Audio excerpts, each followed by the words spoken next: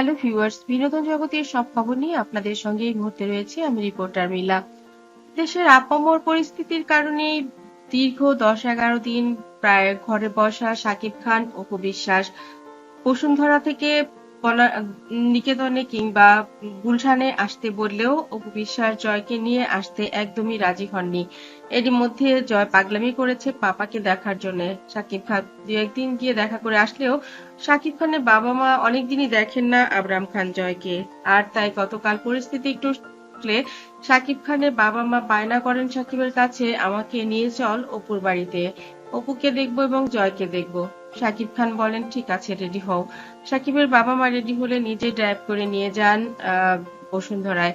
অবাক হয়ে যায় অপু বিশ্বাস এবং জয়।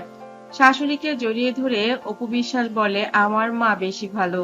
কারণ অপু বিশ্বাসকে দেখতে চেয়েছেন শাকিবের মা, আর শাকিবের বাবা সেটাই বলছিলেন যে তোমার মা তো তোমাকে দেখার জন্য পাগল হয়ে গিয়েছিল, দাদু ভাইয়ের সঙ্গে তো ভিডিও কলে কথা হয়, তোমার সঙ্গেও হয়েছে, কিন্তু তাতে মন ভরে না। সে বলে আমি এই অপুকে দেখতে যাব, আমাকে একটু নিয়ে চলো, ওকে একটু আসতে বলো। কিন্তু দেশের যা অবস্থা তাতে আমার একটু তোমাদেরকে বাড়ির বার করবো বলবো এটা ইচ্ছে হয়নি। আর তাই তাকে কোনোভাবে পটিয়ে পাটিয়ে বুঝিয়ে রাখাও যাচ্ছিল না। আমি তো ভয়ে ছিলাম কখন সে একা না রওনা দিয়ে দেয়, সবসময় তাকে চোখে চোখে রাখতে হয়েছে।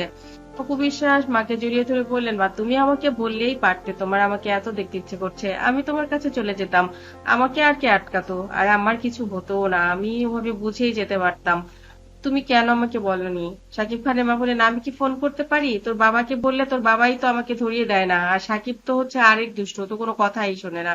বন্ধুরা, এই হলো মা এবং সন্তানের বন্ধন। মাকে দেখে গল্প কথার ফাঁকে ফাঁকে চিত্রনায়িকা অপু বিশ্বাস শাশুড়ির জন্য রান্না করলেন তার প্রিয় বিভিন্ন রকমের আইটেম এবং তার কেশনাথ সালাদ। শাশুড়ি কেশনাথ সালাদ খেতে ভালোবাসেন বলে অপু বিশ্বাস কেশনাথ কিনে রাখেন নিজের পছন্দ মতো ভালো জায়গা থেকে। ওদিকে শ্বশুর বললেন, আমার এখন 1 কাপ চা খেতে ইচ্ছে করছে। অপু বিশ্বাস বললেন, আমি বানিয়ে দিচ্ছি বাবা, তুমি বসো। সাকিবকে জিজ্ঞেস করলেন, তুমি কি খেতে চাও? সাকিব বললেন, বাবা যেহেতু চা খাবে আমিও বাবার সাথে একটু চা পেলে মন্দ হয় না। এবার জয় বললেন, আমাকে তোমাদের কারো কি চোখেই পড়ছে না? শাশুড়ির জন্য সালাদ বানাচ্ছ, শ্বশুরের জন্য চা বানাচ্ছ, পাপার জন্য চা বানাচ্ছ, আর আমি বুঝি পানের জলে ভেসে এলুম? কথা শুনে সবাই তাকিয়ে গেল জয়ের দিকে। জয় মুখে হাত দিয়ে বলল, সরি, এই কথা তো আমি বলিনি, এটা তো আমি নাটকে দেখেছিলাম। বলে, আমি কি বানের জলে ভেসে এলুম? এবার শাকিব খানের বাবা বলেন, ওরে দুষ্টু, তুমি এত দুষ্টু কখন হয়েছো দাদু ভাই? আচ্ছা আচ্ছা, আমাকে চা দিতে হবে না রে মা, আগে আমার দাদু ভাই কি খেতে চায় সেটা দাও, ও বোধহয় আইসক্রিম খাবে, আমরা তো আইসক্রিম নিয়ে এসেছিলাম, দেখো খায় কিনা। ভূষণ বললেন, বাবা ওর তো একটু গলাটায় ব্যথা, আমি তো কালকে রাতে দেখেছিলাম একটু ঠান্ডাও লেগেছে, তো এখন আইসক্রিম বোধহয় দেওয়া ঠিক হবে না। এখন জয় বলে, আইসক্রিম দেওয়া ঠিক হবে, ওভেনে দিয়ে গরম করে দাও। এবার হেসে দিল শাকিব খানের বাবা এবং মা, বলল, ওভেনে দিয়ে আইসক্রিম সেটাও মন্দ হয় না, ওটা আমাকে দিলেও আমি খাই।